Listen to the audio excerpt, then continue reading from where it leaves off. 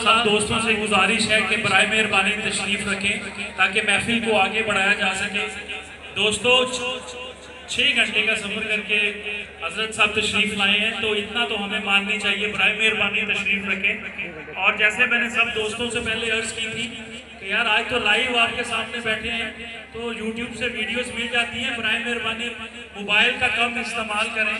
और ये दोस्तों जो खड़े हैं बराए मेहरबानी तशरीफ रखें, पीछे वाले दोस्तों को नजर नहीं आ रहा, तशरीफ रखें जी आप दोस्त, बराए मेहरबानी, जज़ाकल्लाह, अल्लाह आपको खुश रखे।